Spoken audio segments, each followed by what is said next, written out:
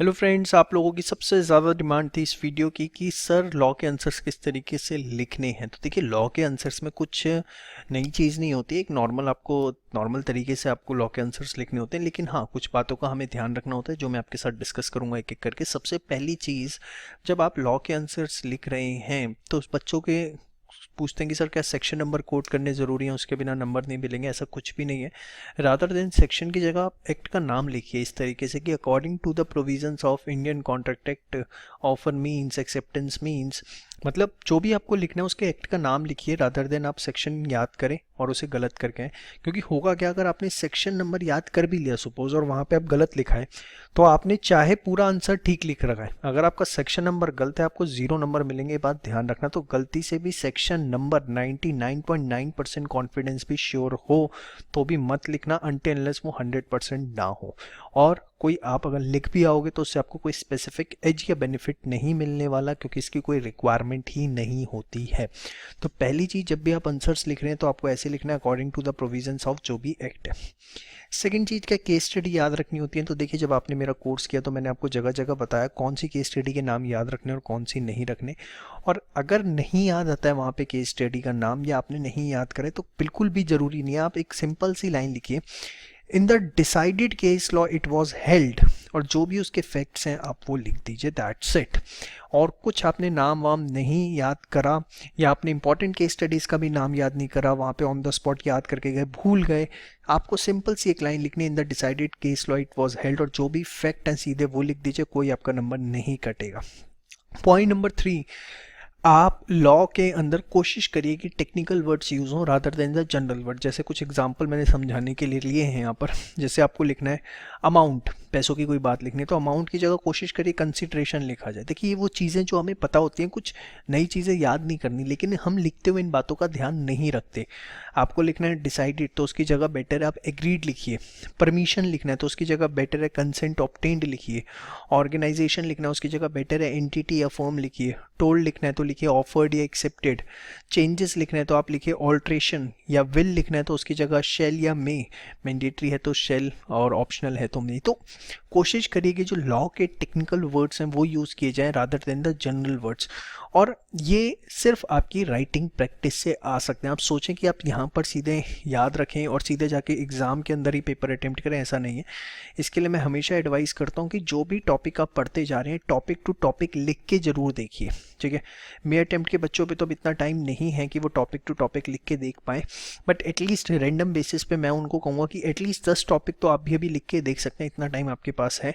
और नवंबर अटेम्प्ट के बच्चे जो शुरुआत कर रहे हैं या जिन पे सफिशिएंट टाइम है, वो टॉपिक टू टॉपिक जो है वो प्रैक्टिस करें। इससे एक डेवलपमेंट होगा लॉ लिखने का। और उसमें सिर्फ आपको ये ध्यान रखना है कि टेक्निकल वर्ड्स का यूसेज करना है, जनरल वर्ड्स का कोई यूसेज आपको अवॉइड करना है, ठीक है। इसके बाद सबसे चौथी चीज़, लॉ के अंदर टू द पॉइंट आंसर बच्चे लिखने की कोशिश करते हैं कि एकदम पॉइंट पे हिट मारते हैं। सपोज एक छोटा सा एग्जांपल देता हूँ कि acceptance can not be before the offer.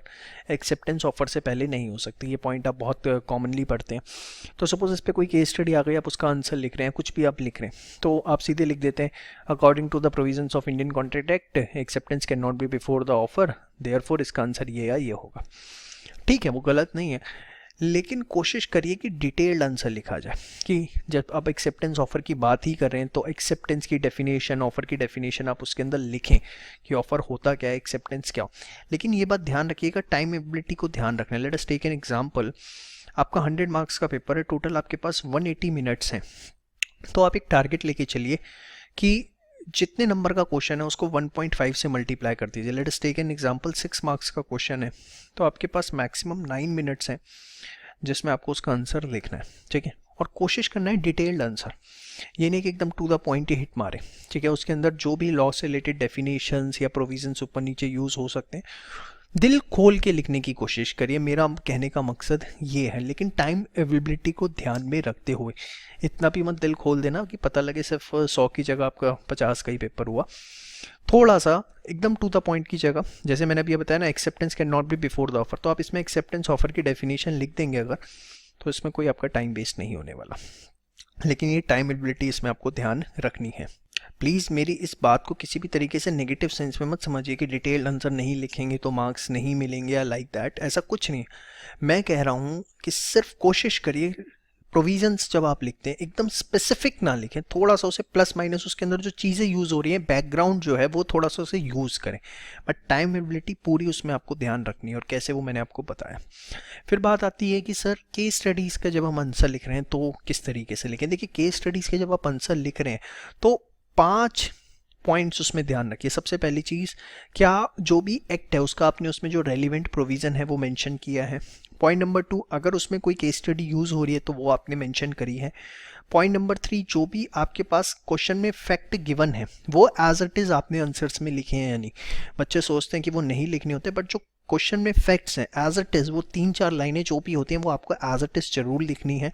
Point number 4, जो भी आपके उसमें फैक्ट गिवन है और जो आपने प्रोविज़न लिया, दोनों के बीच में क्या लिंकेज है जिसके बेसिस पे आप कंक्लूजन ड्रॉ करेंगे वो जरूर मेंशन कीजिए। मर्ज लॉ विद फैक्ट्स, और फाइनल आपको कंक्लूड जरूर करना है।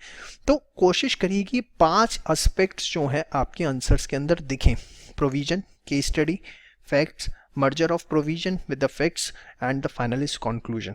तो जनरली होता क्या है, अगर आप सबके लिए एक एक छोटा छोटा पैराग्राफ भी बनाते हैं तो मिनिमम 4 पैराग्राफ्स तो बनेंगे, 1 2 3 4, और अगर केस स्टडी भी हुई उससे रिलेटेड तो 5 पैराग्राफ्स आपके बन जाएंगे। ठीक है, तो इस तरीके से हमें एक केस स्टडी का आंसर प्रेजेंट करना होता है। और बाकी घबराइए किसी तरीके से नहीं कि लॉ के अंदर कुछ बहुत टेक्निकल चीज़ें लिखनी है। आप बस ये मेरी छोटी सी बातें जो हैं ये आप ध्यान रखिए, इससे ज़्यादा लॉ में कुछ भी अलग नहीं है। अल्टीमेटली एक नॉर्मल सा पेपर है। हाँ, कुछ बातें ध्यान रखनी है जो मैंने आपको बता दी, आप इतना ध्यान रखेंगे that will be more than sufficient. जय श्री श्याम।